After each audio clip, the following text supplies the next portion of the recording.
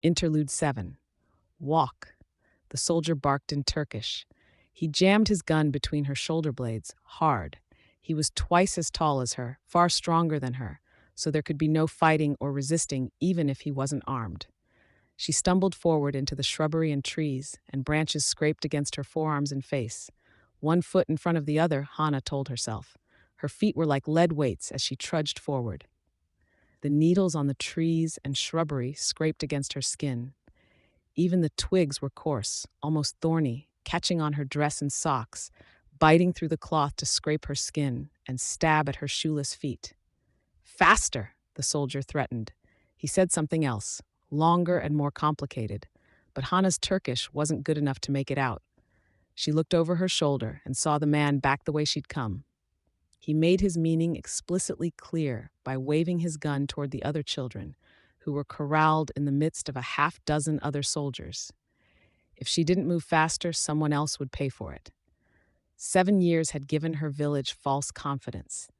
Let them believe that they were far enough away, secluded enough in the valley and forest, that they could escape the worst fighting of the ongoing war. That illusion had been shattered just hours ago. She had been hidden in the cellar beside her house. She had heard the screams and gunfire. Too much gunfire, considering how few working guns the men and women of her village had. Guns and bullets were too expensive when you lived off your garden and what you could hunt, and a trip to the nearest city to buy such things was dangerous. What they had were the leftovers, the handful of weapons taken off enemies by the guerrilla fighters and left behind or traded in barter when they passed through the village for supplies and medical care. Those who had the guns lacked the skill or training to use them. The fighters were supposed to defend them against people like this, stop them from getting this far. She hurried to take another step forward and flinched as a twig broke underfoot. The smallest of whimpers escaped through her lips. When the enemy soldiers had found her in the cellar, dragged her into a group with the 9 other children of her village, she'd known that her parents were already dead or dying. As the soldiers had marched them through the village and into the woods, she'd stared hard at the ground, tears streaming down her cheeks, unwilling to look at the blood, the bodies that littered her hometown. People who she had seen every day of her life. Her eyes scanned the forest floor, but she had no idea what to look for. A hump of earth, twine, a dense patch of dry brown needles. She took another step forward, waited for disaster. When it didn't come, she stepped forward again, paused. Only a short while ago, she had watched from a distance as Kovan, the fat older boy that had once called her names, stepped forward and had his leg fall into a hole. He'd screamed, and when Hannah and the rest of the children had rushed forward to try and lift him out, they had only increased the volume of his shouts and the ferocity of his thrashing. With the Turkish soldiers watching silently behind them, Hannah and the others had used their hands to scrape at the hard, rocky earth, revealing the wooden stakes that were lodged in the sides of the hole. Each was set in the earth, so they pointed downward at an angle, with some at the bottom to pierce his foot. Supple, the wood had bent enough to let the leg fall down deep into the hole, but attempts to raise Kovan had only pulled his leg and foot up into waiting wooden points. It was, she knew, one of the traps that had been placed by her village's hunters, or by the guerrilla fighters that defended their village. They were all over, set throughout the woods, around her village, near roads, and other important places. She had overheard one of the fighters describing this very trap to her father. She had been told over and over that she wasn't to play in the woods for much this reason. That if she had to travel into the woods for any reason, she needed an adult to guide her. The full reality of it hadn't registered until she saw what had happened to Kovan. They had tried for a long time to dig the boy's leg free, knowing as they uncovered more and more of his pierced leg, saw the injuries and the quantity of blood, that he wasn't going to be able to walk very far. It was hopeless, they knew, but Kovan was someone they had gone to school with. Someone they had seen every day. A soldier had put an end to their efforts with a bullet through Kovan's head, making Kovan the second of the children to die. Hannah was picked to go next, to test the path, She clutched the front of her dress, balling the fabric up in hands that were still covered in dirt and scrapes from her efforts to dig Coven free, one foot in front of the other. Every single one of her senses was on edge.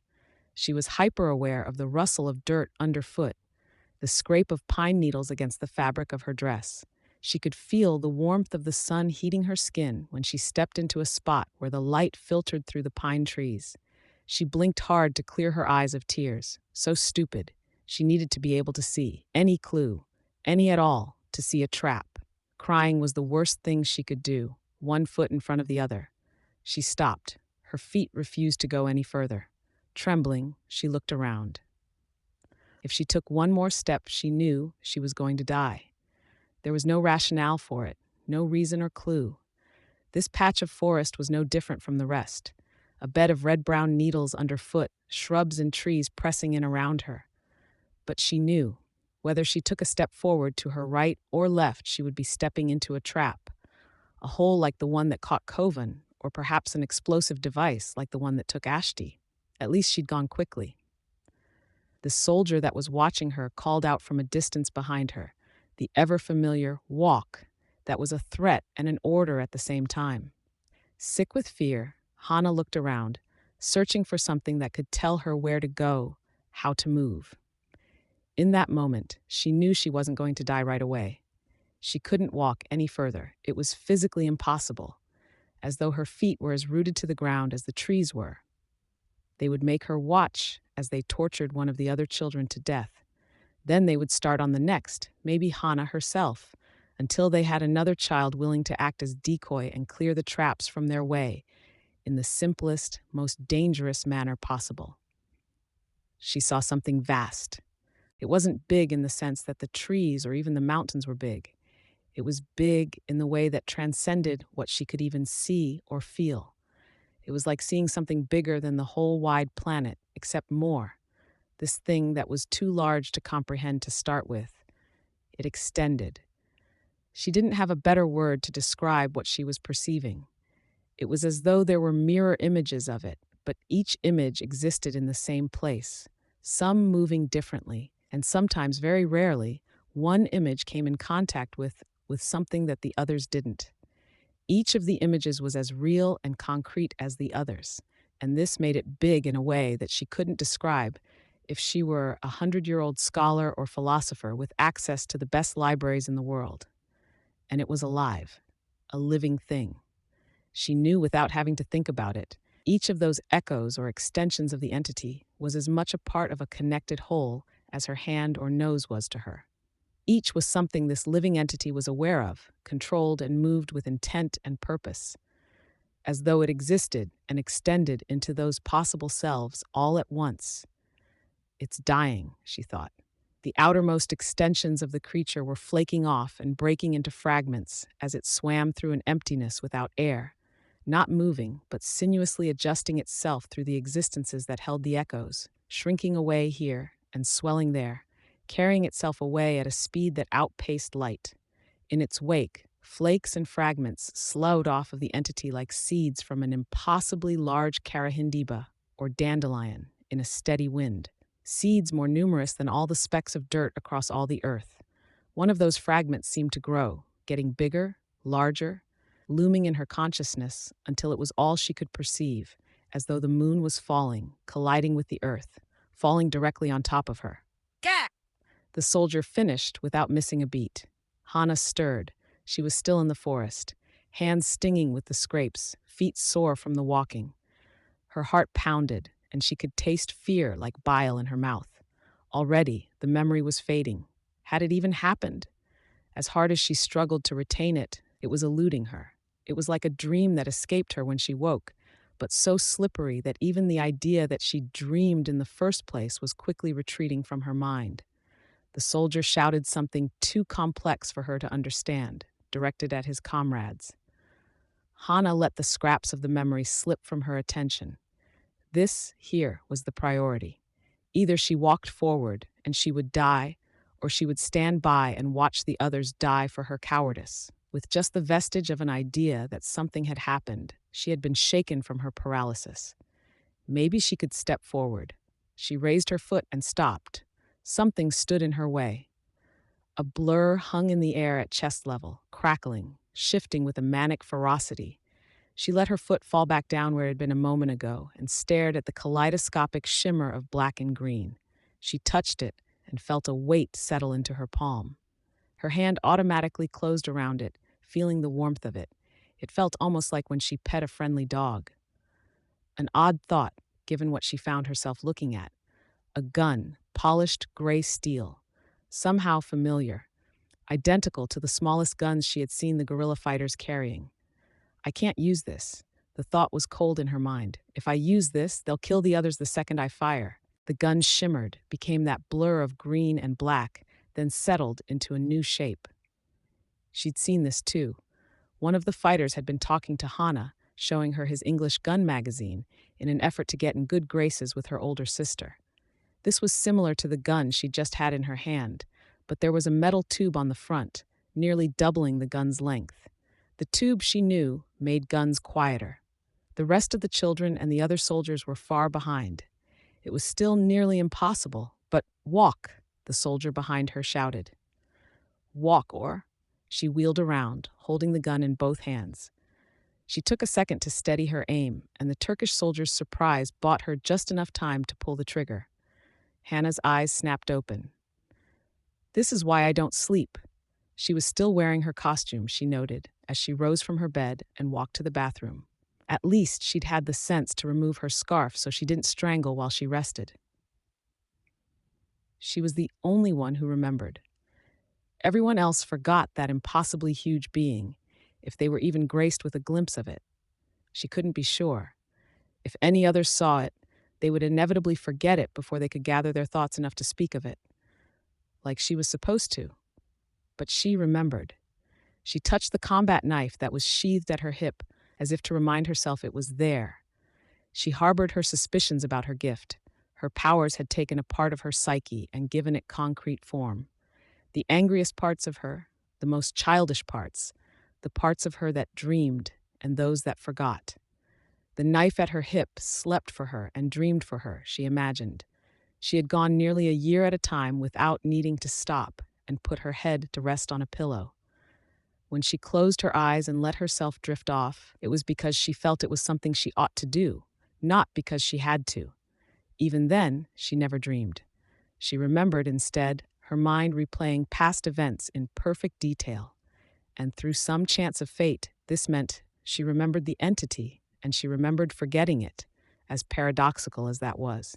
And she would never speak of it to anyone. She'd killed the soldiers that held the other children of her village hostage. After the first, she had feigned fear, pretended the guerrilla fighters were in the woods.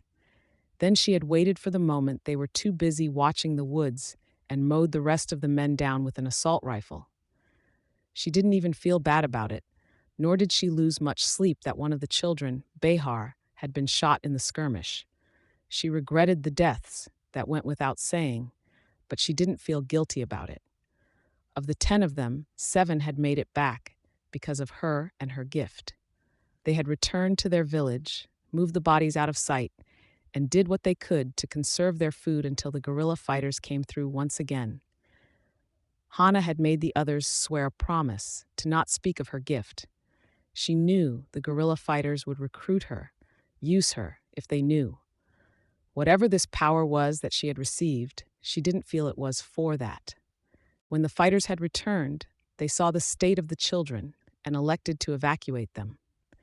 The fighters took them to a city, and a man there saw that Hana and the others were shipped off to the United Kingdom, where many other refugees were going. They were split up, and the others were sent one by one to homes for orphans and other troubled children. Hana's turn came late, nearly last, and she was taken to fly on another airplane to her own new home. It was there she ran into difficulty. She'd moved through the archway, what she would later learn was a metal detector, and it sounded an alarm.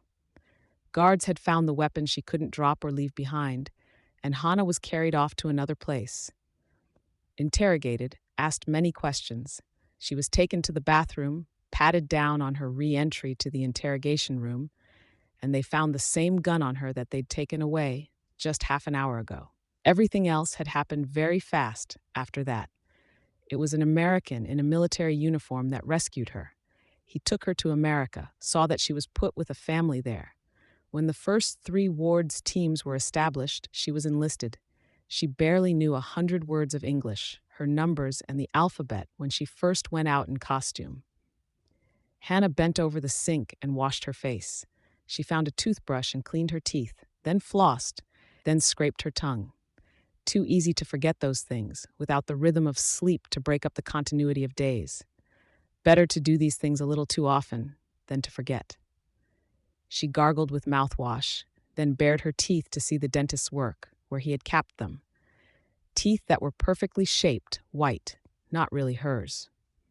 Her weapon found its way into her hand at some point after she put the mouthwash down, a handgun not unlike the first shape it had taken for her.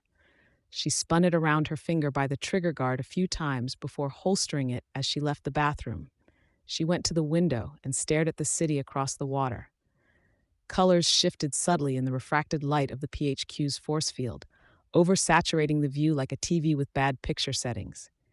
Even if she never dreamed, America still had a surreal, dreamlike quality to it. It was so distant from where she had come from, so different. There was no war here, not really, and yet the people here managed to find so much to complain about. Men in suits, trouble in love, medical care, and not having the latest touchscreen phone. Such complaints often carried more emotion and fervor than anyone in her village had used to bemoan the death of loved ones or the methodical eradication of their people. When she heard the complaints of her friends and coworkers, she simply nodded and gave the necessary words of sympathy. Bright lights and conveniences, and wanting for nothing, and televisions and sports cars and capped teeth and chocolate, and the list went on. It had taken her the better part of a decade to even start getting used to it. And everything moved so fast that any time she thought she was getting a grasp on it, there was something new, something she was supposed to know or understand. She'd accepted without complaint when her adoptive parents told her to start writing her name in the more American Hannah. She'd agreed and signed the papers when they took the last name her parents had given her and replaced it with their own. Small things, so minor compared to what she had seen and done. It didn't bear complaining about. Everyone praised her for how dutiful she was in school and her training. She never gave up, never quit. Why should she? This was nothing compared to those hours she spent in that forest. So hard to believe that the events from her dream had occurred just 26 years ago. It never felt entirely real. More than once, she had let herself begin to believe she'd died, that she'd taken that step forward and never made it out of the forest. She had made mistakes when she let herself think that way, had put herself in too much danger, back in her earliest years as a hero. Now, when she found herself slipping into that mindset, she often tried to sleep. Her memories as she slept were perfect, unblemished, almost more real than real life, which was why she never did it too often. Ironic, given how necessary it often was, to keep her grounded in reality. She'd grown to love this country, truly love it, for what it stood for. She'd had to fight to wear the flag as part of her costume. America wasn't perfect, but nothing touched by human hands could be. There was greed, corruption, selfishness, pettiness, hatred, but there were good things too. Freedoms, ideas, choices, hope, and the possibility that anyone could be anything here if they were willing to strive for it. As she accepted her new country, she let herself make friends, boyfriends, let herself get close to her parents and their church. By the time she started college, her accent had all but disappeared, and she knew enough to at least pretend to know what others were talking about when they spoke of pop culture, music, and television. People were judgmental, she knew, and so she would never speak of what she had seen in that moment she received her gift. Even among other faithful, she would be met with suspicion and scorn. Were she to say she'd seen God or one of his warrior angels, such as they existed beyond the scope of human understanding, that he had given her this ability so she could save herself. Others would offer different interpretations, argue that he had given such gifts to bad people too. They would point to the science of it. Maybe some small part of her suspected these hypothetical individuals were right. Still, She preferred her faith to uncertainty. The notion that this thing she had seen was something other than a benign entity watching over humanity, that it might be malign, or even worse, that it existed with no conception of the effect it had on mankind. An elephant among gnats? It wasn't a comfortable thought. She glanced at the clock. 6:30 in the morning. She draped her flag-printed scarf loosely around her neck and lower face, then left her room. The energy became an assault rifle hanging at her side, bouncing a comforting beat against her hip as she walked. She made her way up a flight of stairs and down to the end of a hallway. She heard a male voice, a female one. She paused at the open doorway and knocked. "Yeah?" Armsmaster called out. "Am I interrupting?" "No. Come on in," he replied. She stepped into the room. It fell somewhere between a workshop and an office. 2 spare suits stood at one side of the room, each with minor functional differences. A set of halberds were placed on a rack behind Armsmaster's desk, one shattered in pieces. One of the spaces on the rack was empty. Armsmaster had the halberd in front of him. "You worked too hard and forgot to go to sleep again, Colin?" Hannah asked, though the answer was obvious. He frowned, reached over to his computer and hit a button. He saw the time, muttered, "Damn it." "Good morning, Miss Militia." A woman's voice came from the computer. Hannah blinked in surprise. "Dragon, sorry, I didn't realize you were there. Good morning." "You're up early," Dragon commented. "And you were out late from what I'm seeing on the web. Trouble sleeping?" "I don't sleep," Hannah confessed. "Not really, since I got my powers." "Oh, me either." Colin leaned back and rubbed his eyes with the heels of his hands. "I'd give my left foot for that little perk." Hannah nodded. "There were others like her?" She asked the computer screen. "Do you remember?" "Sorry, I don't understand," Dragon replied. "Never mind."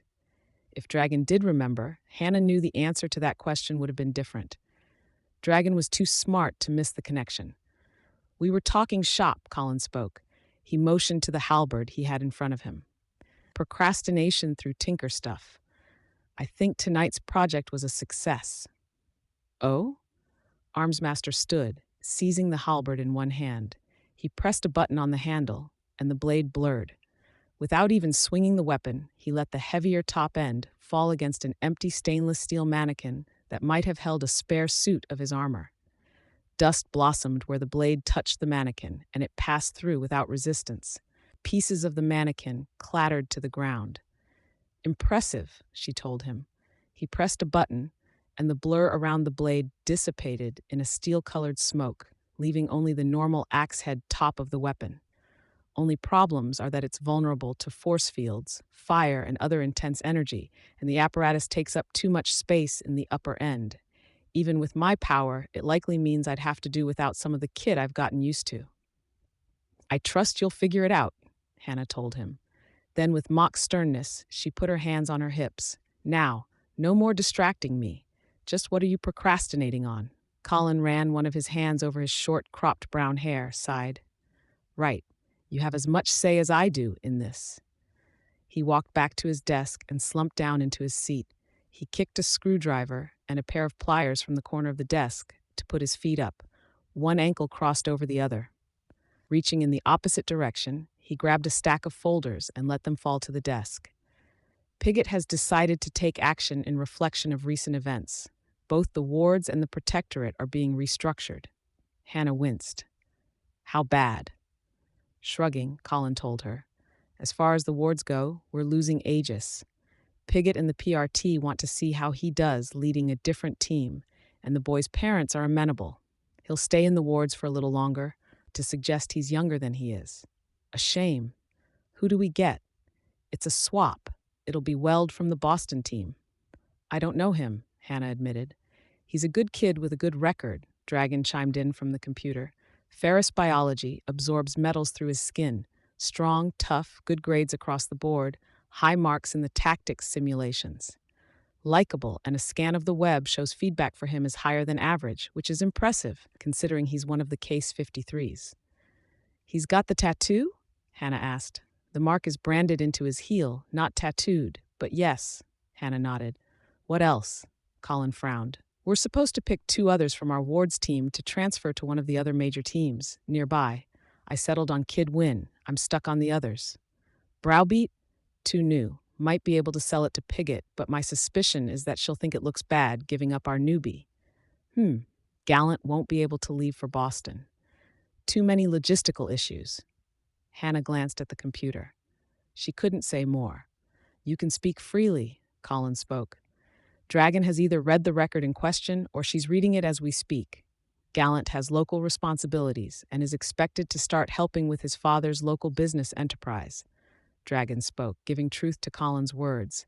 Miss Militia is right. He's a local fixture, and his girlfriend is here.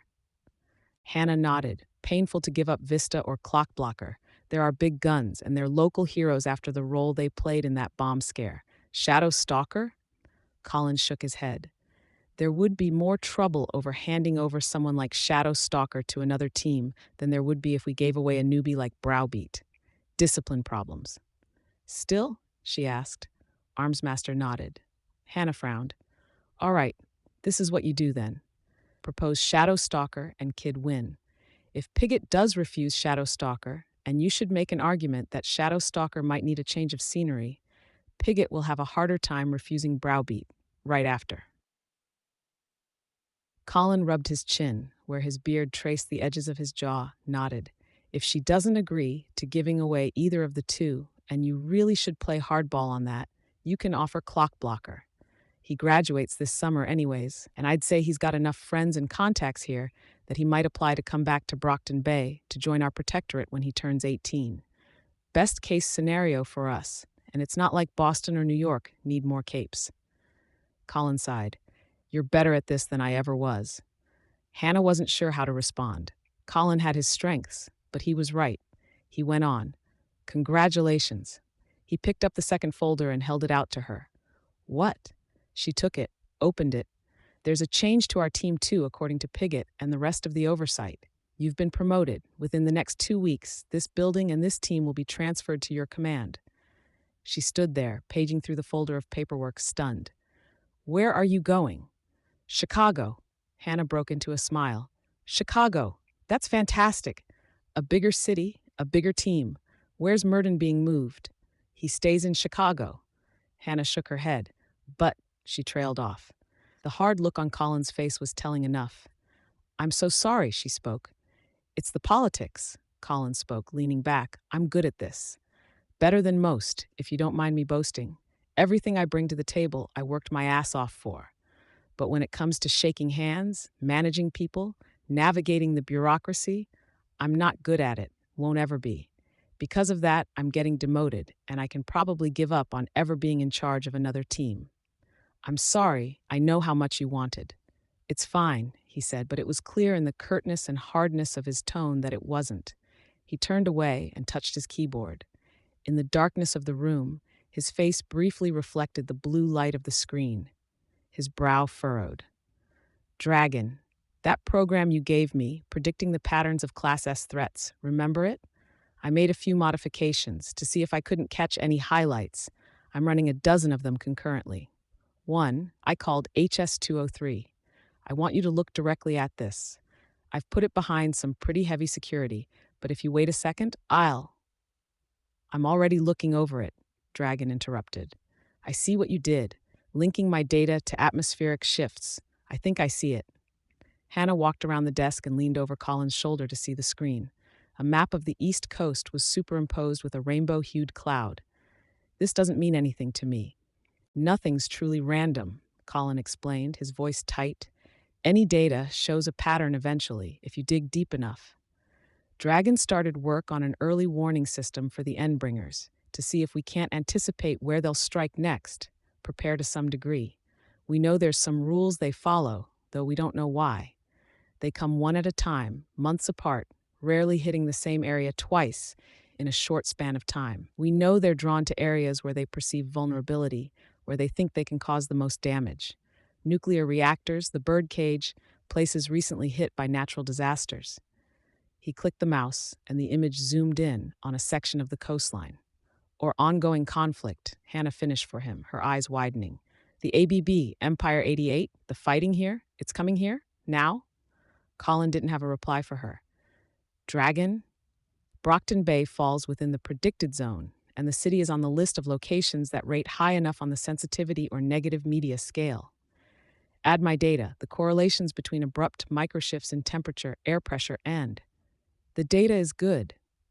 Dragon's voice, synthesized to mask the most telling details about her identity, held no trace of doubt.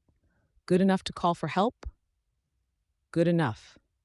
Colin moved quickly, spinning in his chair to reach a small console. He opened a glass panel and flipped a switch. Air raid sirens immediately began their ominous whine. Dragon, I'll contact Pigott and the Protectorate teams. You get hold of everyone else that matters. You know who's most needed. Already on it. He turned to Hannah, and their eyes met briefly. Much was communicated between them in that moment, and she wasn't sure she liked what she saw in his eyes. A glimmer of hope? Miss Militia, recruit the locals, and we need a place to gather. She swallowed her concerns. Yes, sir.